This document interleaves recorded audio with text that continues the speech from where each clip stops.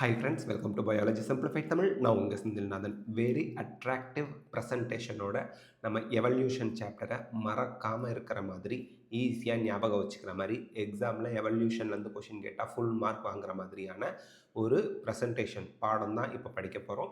So வாங்க பாடத்துக்குள்ளே போகலாம். இப்போது நம்ம பார்க்க போகிறது எவல்யூஷனோட fast and furious one shot revision for NEET, CUET and 12th board examination. So first of all origin of life அதோட டைம்லைன் என்னன்னு பார்த்துடலாம். பிக் பேங் தியரி 20 பில்லியன் வருஷத்துக்கு முன்னாடி ஆரம்பிச்சுது, யூனிவர்ஸ் ஃபார்ம் ஆனது. ஓகேங்களா? அடுத்து எர்த் ஃபார்மேஷன், இது ரொம்ப இம்பார்ட்டன்ட். 4.5 பில்லியன் இயர்ஸ்க்கு முன்னாடி நம்ம எர்த் ஃபார்ம் ஆகிருக்கு. அதில் ஃபஸ்ட்டு சைன் ஆஃப் லைஃப், முதல்ல உயிரினங்கள் உருவானதுக்கான அந்த அடையாளம் நமக்கு அதை வச்சு பார்க்கும்போது எத்தனை வருஷத்துக்கு முன்னாடி உயிரினங்கள் உருவாகி இருக்கும் அப்படின்னா 500 million years after earth formed. அந்த நம்ம பூமி உருவானதுலேருந்து 500 மில்லியன் வருடங்களுக்கு அப்புறம் தான் நமக்கு, அதாவது 4 பில்லியன் இயர்ஸ் எகோ, 4 பில்லியன் வருஷங்களுக்கு முன்னாடி நமக்கு உயிரினங்கள் முதல்ல தோன்றியிருக்கும் அப்படின்னு சொல்லி கணக்கிட்டிருக்காங்க.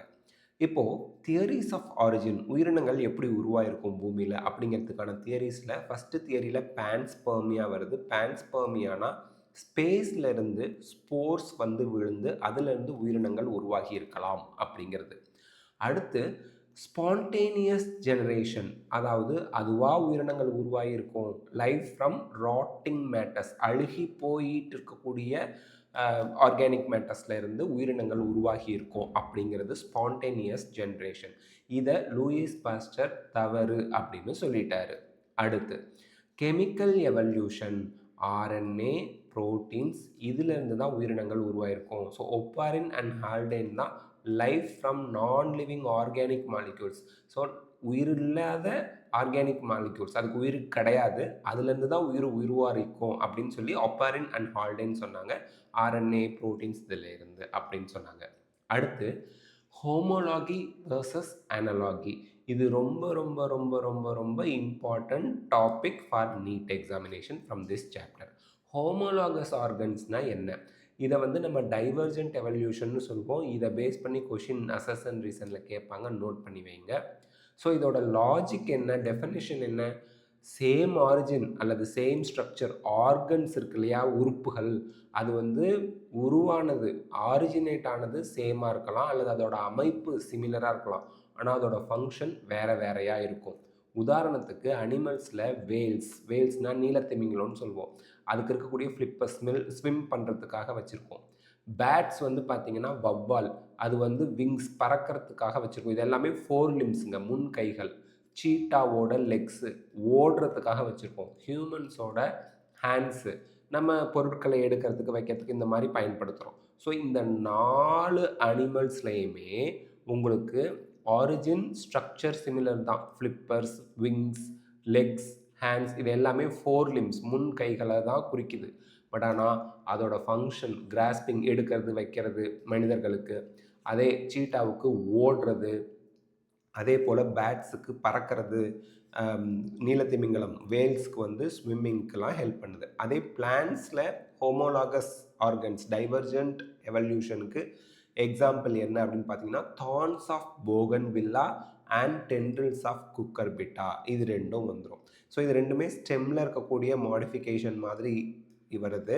பட் ஆனால் ஆரிஜின் ஸ்ட்ரக்சர் சிமிலராக இருந்தால் கூட ஃபங்க்ஷன் வந்து இந்த தார்ன்ஸ் வந்து செல்ஃப் டிஃபென்ஸ், மேயக்கூடிய அனிமல்ஸ் கிட்ட இருந்து தங்களை பார்த்துக்கிறது, ப்ரொடெக்ஷனுக்காக இருக்குது. பட் இந்த குக்கர்பிட்டாவில் இருக்க டென்ட்ரில்ஸ் வந்து இன்னொரு பிளான்ட்டோட சப்போர்ட்டில், இன்னொரு சப்போர்ட்டை பிடிச்சிக்கிட்டு வளர்கிறதுக்காக இருக்குது. So different function. அடுத்து அனலாகஸ் ஆர்கன்ஸ்னால் என்ன? இதை கன்வர்ஜென்ட் எவல்யூஷன் அப்படின்னு சொல்லுவோம். கன்வர்ஜென்ட் எவல்யூஷன், அதாவது டிஃப்ரெண்ட் ஆரிஜின், தோற்றமோ அல்லது அமைப்பு ஸ்ட்ரக்சரோ டிஃப்ரெண்ட்டாக இருக்கும், ஆனால் ஃபங்க்ஷன் சிமிலராக இருக்கும். அப்படியே ஹோமோலாகஸ்க்கு ஆப்போசிட் இது. அனிமல்ஸில் எக்ஸாம்பிள் என்னன்னு பார்த்தோம் அப்படின்னா wings of butterfly and wings of birds.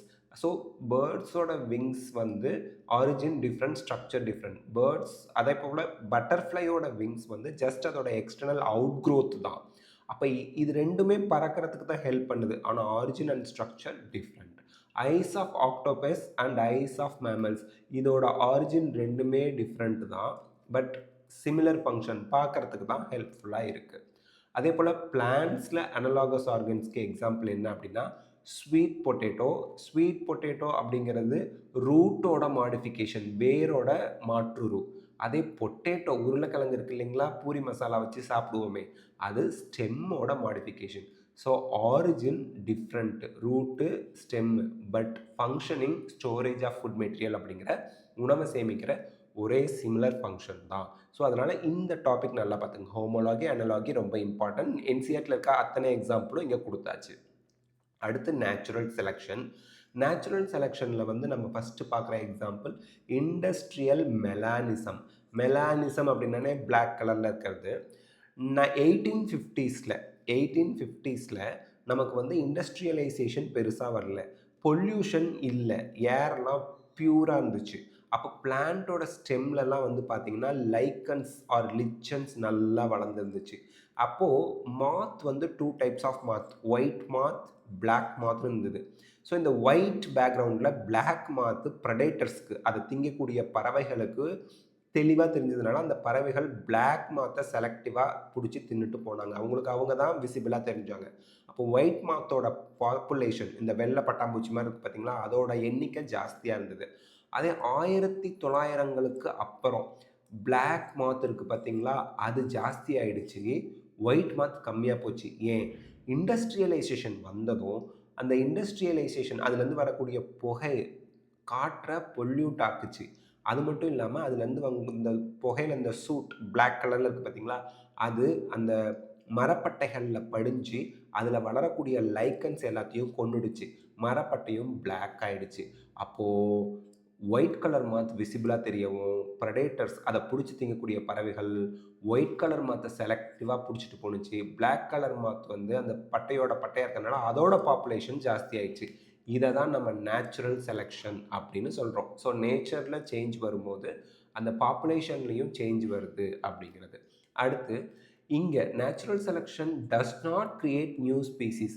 இங்கே நேச்சுரல் செலெக்ஷன் புதுசாக ஒரு ஸ்பீசிஸை உருவாக்கலை, ஆனால் சர்வைவல் ஃப்ரீக்வன்சி ஆஃப் எக்ஸிஸ்டிங் வேரியன்ஸ்னால் வெரைட்டி. இப்போ ஒயிட் மாத், பிளாக் மாத்னு 2 வெரைட்டி இருக்குது. அதோட சர்வைவல் வந்து என்ன இருக்குது நேச்சுரல் செலெக்ஷனில், அப்படியே தலைகீழாக மாறிடுச்சு. ஒயிட் கலர் குறைஞ்சி போய் பிளாக் கலர் ஜாஸ்தி ஆயிடுச்சு. ஷிஃப்ட் வந்திருக்கு, சேஞ்ச், மாற்றம் வந்திருக்கு. அடுத்து கெமிக்கல் ரெசிஸ்டன்ஸ் அப்படிங்கிறதுக்கு உதாரணமாக நம்ம ஆன்டிபயோட்டிக் ரெசிஸ்டன்ஸ் பாக்டீரியாவும் பெஸ்டிசைட் ரெசிஸ்டன்ட் இன்செக்டும் பார்க்கலாம். ஆன்டிபயோட்டிக் நம்ம கொடுக்கும்போது பாக்டீரியாலாம் செத்து போகும், பட் சில பாக்டீரியா இந்த ஆன்டிபயோட்டிக்கு எகெயின்ஸ்டாக வளரும். திருப்பியும் ஆன்டிபயோட்டிக் கொடுக்குறாங்க, ஆன்டிபயோட்டிக் ரெசிஸ்டன்ட் இருக்க பாக்டீரியாலாம் செத்து போயிடுது. ஸோ எந்த பாக்டீரியாலாம் இந்த ஆன்டிபயோட்டிக்கு எகெயின்ஸ்டாக இருக்கோ, அதை தாங்கி வளருமோ, அதை தான் ரெசிஸ்டன்ஸ்னு சொல்லுவோம், அது மட்டும் ஜாஸ்தியாக வளர ஆரம்பிக்குது. ஸோ இதுவும் கெமிக்கல் ரெசிஸ்டன்ஸில் வரக்கூடிய எக்ஸாம்பிள். அடுத்து பெஸ்டிசைட் ரெசிஸ்டன்ட் அப்படின்னு வந்து பார்த்திங்க அப்படின்னா, பூச்சிக்கொல்லி மருந்து நம்ம போட்டு பூச்சிகளை கொல்கிறோம். இந்த பூச்சிக்கொல்லி மருந்து செலக்டிவாக சில பூச்சிகளை கொல்லிடுது. சில பூச்சிகள் இந்த பூச்சிக்கொல்லி மருந்துக்கு எகெயின்ஸ்டாக அதை தாங்கி வளரக்கூடிய பூச்சிகள் மட்டும் பாப்புலேஷனில் இன்க்ரீஸ் ஆகுது. பட் இதெல்லாம் ஆந்த்ரோபோஜெனிக் ஆக்ஷன்னால் உருவாகுது. அது என்ன ஆந்த்ரோபோஜெனிக் ஆக்ஷன்னா, நம்மளோட செயல்பாடுகள், ஹியூமனோட செயல்பாடுகள்னால நடக்கிறது. அடுத்து அடாப்டிவ் ரேடியேஷன்னா என்ன, ரொம்ப இம்பார்ட்டண்ட். நம்ம பார்க்குற எல்லா டாப்பிக்குமே இம்பார்ட்டன்ட் தான். Evolution starting from a point and radiating to other geographical area. அதாவது ஒரு ஏரியாவில் ஒரு ஹேபிடேட்னா வளர்கிற இடம் அப்படின்னு சொல்லுவோம். ஸோ அங்கே ஆரம்பிக்குது ஃபஸ்ட்டு என்னது, நமக்கு எவல்யூஷன்னா நியூ ஸ்பீசிஸ்லாம் ஃபார்ம் ஆகிறது, நியூ வெரைட்டிஸ் ஃபார்ம் ஆகிறது. ஸோ அது வந்து ஒரு இடத்துல ஆரம்பித்து வேறு ரீஜனுக்கு ஸ்ப்ரெட் ஆகிறது, ரேடியேட் ஆகி போகிறது. டார்வின்ஸ் ஃபின்ச்சஸ் இதில் ரொம்ப இம்பார்ட்டண்ட்டான எக்ஸாம்பிள். கேலபேகோஸ் ஐலாண்டில் டார்வின் விசிட் பண்ணப்போ ஒரே ஒரு ஃபின்ச், குட்டி பறவைகள், டார்வின் ஃபின்ச்சஸ்ங்கிறது குட்டி பறவை, முதல்ல சீட் ஈட்டிங் ஆன்செஸ்டர் பேர்டை பார்க்குறாரு. அதுலேருந்து தான் மற்ற பறவைகள் இவால்வ் ஆகி வந்திருக்கு அப்படிங்கிறத அவர் அப்சர்வ் பண்ணுறாரு. இந்த சீட் ஈட்டிங் ஆன்செஸ்டர் முன்னோர் இருக்கிறாங்க இல்லையா, அவங்களோட பீக், அழகுன்னு சொல்லுவோம், இது வந்து அந்த விதைகளை கொத்தி திங்கிற அளவுக்கு ஸ்ட்ராங்காக இருந்தது. அதுக்கப்புறம் அதுலேருந்து பூச்சிகளை பிடிச்சி திங்கிற இன்செக்டிவோரஸ், வெஜிடேரியன்னா அந்த ஃப்ரூட்ஸு, இலைகளை சாப்பிட்றது, இதெல்லாம் கேலப்பேகோஸ் ஐலாண்டில் அதுலேருந்து உருவாகி அவங்களுக்கு தகுந்த மாதிரி இடத்துக்கு எங்கே ஃபுட்டு கிடைக்குதோ அந்த இடத்துக்கு மூவ் ஆகி போனாங்க. ஸோ இதை அடாப்டிவ் ரேடியேஷனுக்கு ஒரு இம்பார்ட்டண்ட் எக்ஸாம்பிளாக பார்க்குறோம். அடுத்து ஆஸ்திரேலியன் மார்சூப்பியல்ஸ். ஸோ மார்சூப்பியல்ஸ் அப்படிங்கிறது ஆஸ்திரேலியாவில் இருக்கிறது. எ வெரைட்டி ஆஃப் மார்சூப்பியல்ஸ், அதாவது கங்காரு, சுகர் கிளைடர்ஸ், டாஸ்மானியன் வல்ஃப், இது எல்லாமே சிங்கிள் ஆன்செஸ்ட்ரல் ஸ்டாக், அதாவது ஒரு முன்னோர்லேருந்து தான் எல்லாருமே இவால்வ் ஆகி வந்திருக்காங்க. ஸ்பீசிஸ், புது ஸ்பீசிஸ் அதுலேருந்து தான் ஃபார்ம் ஆகிருக்கு இவால்வ் ஆகி அப்படிங்கிறதுக்கு உதாரணம். அடுத்து பிளாசண்டல் மம்மல்ஸ். எப்படி வந்து பாலூட்டிகள், மேமல்ஸ்னால் பாலூட்டிகள், மார்சூப்பியல்ஸ் வந்து இந்த மடியோடு இருக்குது பார்த்தீங்களா, அந்த மாதிரி ஆஸ்திரேலியன் மார்சூப்பியல்ஸ் வந்து எப்படி ஒரு ஆன்செஸ்டர்லேருந்து உருவாகுனதோ அது போல் பிளாசண்டல் மெமல்ஸ் ஒரு ஆன்செஸ்டர்லேருந்து, அவங்களோட காமன் ஆன்செஸ்டர்லேருந்து உருவானாங்க. ஆனால் இங்கே நமக்கு மார்சூப்பியல்ஸுக்கு இணையான பிளாசண்டல் மேமல்ஸும் இருக்குது அப்படிங்கிறத சொல்கிறது தான் இந்த parallel evolution. So parallel evolution seen between Australian marsupials and placental mammals. இது ரொம்ப இம்பார்ட்டன்ட், நம்ம ஞாபகம் வச்சுக்கணும். அதுக்கடுத்து ஹார்டி-வெயின்பர்க் ஈக்லிபிரியம். இது வந்து allele frequency in population are stable. So ஒரு பாப்புலேஷனில் அல்லீல்ஸோட ஃப்ரீக்வன்சி, உதாரணத்துக்கு நமக்கு தெரியும் உயரத்துக்கு 2 டைப்ஸ் ஆஃப் அல்லீல்ஸ் இருக்கும், capital D, small d. So இந்த அல்லீல்ஸோட ஃப்ரீக்வன்சிஸ், அதோட எவ்வளோ இருக்குது அப்படிங்கிற ஃப்ரீக்வன்சி வந்து ஸ்டேபிளாக நிலைப்புத்தன்மையோடு இருக்கும். அதற்கான ஃபார்முலா ஒன்று சொன்னார், p² + 2pq + q² = 1. பட் இந்த ஈக்லிபிரியத்தை டிஸ்டர்ப்ட் பண்ணுற மாதிரி, அஃபெக்ட் பண்ணுற மாதிரி 5 காரணிகள் இருக்குது, 5 ஃபேக்டர்ஸ் இருக்குது. அது எவல்யூஷனுக்கு வழிவகுக்குது. அது என்னென்ன? ஜீன் மைக்ரேட் ஆகிறது அல்லது ஜீன் ஃப்ளோ ஆகிறது. ஸோ ஒரு பாப்புலேஷன்லேருந்து இண்டிவிஜுவல்ஸ் மூவ் ஆகி இன்னொரு பாப்புலேஷனில் போய் மிக்ஸ் ஆகிடுவாங்க. ஸோ எந்த பாப்புலேஷன்லேருந்து இண்டிவிஜுவல்ஸ் மூவ் பண்ணாங்களோ அந்த பாப்புலேஷனுக்கு லாஸ் ஆகும் கேரக்டர்ஸ். அவங்க எந்த பாப்புலேஷனில் போய் சேர்ந்தாங்களோ அங்கே ஜீன்ஸ் ஆர் கேரக்டர்ஸ், ஃபேக்டர்ஸ் ஆடப் ஆகும். இதுதான் ஜீன் மைக்ரேஷன் அல்லது ஜீன் ஃப்ளோ. ஜெனட்டிக் ட்ரிஃப்ட்னா என்ன? இது ஒரு ரேண்டம் சேஞ்ச். அது மட்டும் இல்லாமல் பை சான்ஸ் இது நடக்குது. இதுதான் கீ பாயிண்ட். ஜெனட்டிக் ட்ரிஃப்ட்னா பை சான்ஸ் நடக்குது. இது வந்து சொல்லி வச்சு அதாவது பிளான் பண்ணி பண்ணுறது கிடையாது. பிளான் பண்ணாமல் அதுவாக நடக்கிறது. ஸ்மால் பாப்புலேஷனில் இது நடக்கிறது ஜெனட்டிக் ட்ரிஃப்ட். மியூட்டேஷன் அப்படிங்கிறது என்ன? மியூட்டேஷனுங்கிறது திடீர்னு மாற்றம் நடந்து, சடன் சேஞ்ச் நடந்து நியூ அல்லீல்ஸ் ஃபார்ம் ஆகிறத நம்ம மியூட்டேஷன் அப்படின்னு சொல்லுவோம். ஜெனட்டிக் ரீகாம்பினேஷன், இது வந்து பிரின்சிபல்ஸ் ஆஃப் இன்ஹெரிட்டன்ஸ் அண்ட் வேரியேஷன்லேயே பார்த்துருப்போம். நான் பேரண்டல் கேரக்டர்ஸ் ஃபார்ம் ஆகிறது மியோசிஸில் கேமிட்ஸ் ஃபார்மேஷன் அப்போ. ஸோ இந்த ஜெனட்டிக் ரீகாம்பினேஷனுக்கு காரணமாக இருக்கிறதே meiotic cell division, gamete formation தான், ஞாபகம் வச்சுக்கோங்க. Natural selection, survival of the fittest அப்படின்னு சொல்லுவோம். ஸோ இதுக்கு முன்னாடி இந்த மாத் எப்படி சர்வைவ் ஆனிச்சு, புது ஸ்பீசிஸ் வரத்துக்கு நேச்சுரல் செலெக்ஷன் காரணம் கிடையாது. பட் அந்த என்விரான்மெண்டல் சேஞ்சஸ் நடந்ததுனால, இண்டஸ்ட்ரியலைசேஷன்னால ஒரு பாப்புலேஷன் குறைஞ்சி போச்சு, இன்னொன்று பாப்புலேஷன், அந்த ஒயிட் கலர் மாத்தோட பாப்புலேஷன் குறைஞ்சி பிளாக் கலர் மாத்தோட பாப்புலேஷன் இன்க்ரீஸ் ஆனிச்சு பார்த்தீங்களா? அதை நம்ம இங்கே எக்ஸாம்பிளாக பார்ப்போம். அதுக்கடுத்து ஃபவுண்டர் எஃபெக்ட். ஃபவுண்டர் எஃபெக்ட்னா என்ன? ஒரு பாப்புலேஷன்லேருந்து ஒரு குரூப் தனிச்சு போய் ஒரு புது இடத்துல சர்வைவ் ஆக ஆரம்பிக்கிறாங்க. அந்த இடத்துல உருவாகிற பாப்புலேஷனுக்கு ஃபவுண்டர்ஸாக அந்த பர்டிகுலர் பீப்புள் அந்த பிரிஞ்சு போய் புதுசாக அந்த இடத்துல பாப்புலேஷன் உருவாகுது பார்த்தீங்களா, அவங்களுக்கு ஃப்யூச்சர் ஜெனரேஷனுக்கு அவங்க தான் ஃபவுண்டராக இருப்பாங்க அப்படிங்கிறது தான் ஃபவுண்டர் எஃபெக்ட். ஸோ இது எல்லாமே வந்து ஹார்டி-வெயின்பர்க் ஈக்லிபிரியத்தை டிஸ்டர்ப் பண்ணக்கூடியதுக்கான ரீசன்ஸ். அடுத்து ஹியூமன் எவல்யூஷன். இதில் வந்து பார்த்தீங்க அப்படின்னா first Dryopithecus, second Australopithecus, third Homo habilis, fourth Homo erectus, fifth Neanderthal man, கடைசியாக ஹோமோ சேப்பியன்ஸ். இப்போ நம்ம இருக்கோம் இல்லையா, அதுதான். ஸோ டைம் அப்படின்னு பார்க்கும்போது ட்ரையாபத்திகஸ் 5 மில்லியன் இயர்ஸ் எகோ, MYAனா மில்லியன் இயர்ஸ் எகோ. இவரோட கீ கேரக்டரிஸ்டிக்ஸ் வந்து பார்த்திங்கன்னா ஏப் லைக் இருப்பாங்க, முடி நிறைய இருந்துச்சு. அடுத்து ஆஸ்ட்ரலோபத்திகஸ், இவங்க வந்து 2 மில்லியன் இயர்ஸ் எகோ வந்திருக்கிறாங்க.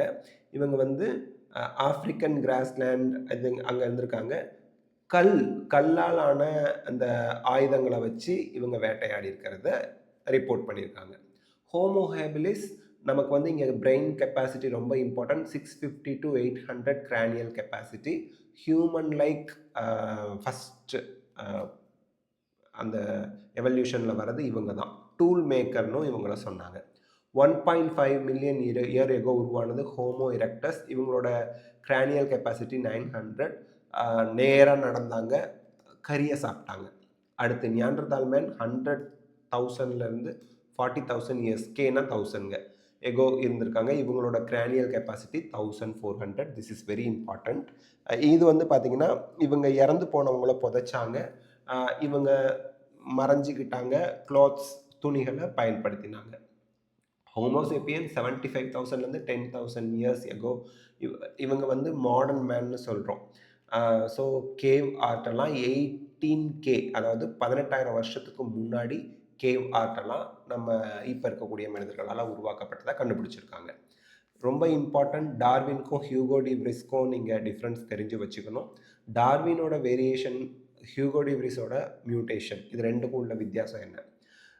டார்வின்ஸ் வந்து வேரியேஷன் ரொம்ப மைனர், சின்ன சின்ன வேரியேஷன் தான் நடக்கும், கண்டினியூஸாக நடந்துகிட்ருக்கும், டைரக்ஷனல் படிப்படியாக நடக்கும் அப்படின்னு சொன்னார். ஸ்டெப் பை ஸ்டெப் நடக்கும்னு, அதான் டைரக்ஷனல். ஸோ இது ஹியூகோ டி விரிஸ் அதை ஆப்போஸ் பண்ணார். லார்ஜாக இருக்கும் அந்த மியூட்டேஷனுங்கிறது, பெரிய லெவலில் நடக்கும், திடீர்னு நடக்கும், டைரக்ஷனில் ஸ்டெப் பை ஸ்டெப்லாம் நடக்காது அப்படின்னு சொல்லிட்டாரு. அதே போல் இது ஒரு கிராஜுவல் ப்ராசஸ். எவல்யூஷன் அப்படிங்கிறது படிப்படியாக ஸ்டெப் பை ஸ்டெப்பாக நடக்கும்னு டார்வின் சொன்னார். ஆனால் இது ஒரு சடன் ப்ராசஸ். சால்டேஷன் அப்படிங்கிறது இது எக்ஸாம் பாயிண்ட் ஆஃப் வியூவில் ரொம்ப முக்கியம். இதை ஹியூகோ டி விரிஸ் யூஸ் பண்ணார். பேஸ்ட் ஆன் பிரான்ச்சிங் டிசன்ட், ஒரு ஆன்செஸ்டர்லேருந்து அடுத்தடுத்து ஃபார்ம் ஆகி வந்திருப்பாங்கன்னு சொன்னார் டார்வின். ஆனால் இவர் வந்து பேஸ்ட் ஆன் ஈனோத்திரா லமார்க்கியான ஈவினிங் ப்ரைம் ரோஸை வச்சு இவரோட மியூட்டேஷனை நமக்கு எக்ஸ்ப்ளனேஷன் கொடுத்தாரு. அதே போல் ஸ்லோ அக்குமுலேஷன் ஆஃப் சேஞ்சஸ், மாற்றங்கள் வந்து கொஞ்சம் கொஞ்சமாக நடக்குது அப்படின்னு டார்வின்ஸ் வேரியேஷன்ஸில் அவர் எக்ஸ்பிளைன் பண்ணார். அதே ஹியூகோ டி விரிஸ் சேஞ்சஸ் அப்படிங்கிறது single step, large mutation leads to speciation. So single ஸ்டெப்லேயே மியூட்டேஷன் நடக்கிறதுனால நியூ ஸ்பீசிஸ் வரும் அப்படின்னு ஹியூகோ டி விரிஸ் சொன்னார். ஸோ இந்த ரெண்டு டிஃப்ரென்சஸை நம்ம தெளிவாக தெரிஞ்சுக்கணும். அதுக்கடுத்து ஜியாலஜிக்கல் டைம் ஸ்கேலில் இம்பார்ட்டண்ட்டாக தெரிஞ்சுக்க வேண்டியது NCERT 12th அந்த புக் பாயிண்ட் ஆஃப் வியூவில். ஸோ கடலில் தான் உயிரினங்கள் முதல்ல புரோட்டியோசோரிக் ஈரால உருவாகுது. பேலியோசோயிக் ஈரால சிலூரியனில் வந்து பார்த்திங்க அப்படின்னா ஃபிஷ்ஷஸ் தோன்றுது. கார்போனிஃபெரஸில் வந்து பார்த்திங்கன்னா அதை age of amphibians and seed ferns, ஃபர்ன்ஸ்னால் டெரிடோஃபைட்ஸ் அப்படின்னு சொல்லுவோம். இதை வந்து நம்ம கார்போனிஃபெரஸ் பீரியடில் ஞாபகம் வச்சுக்கணும்.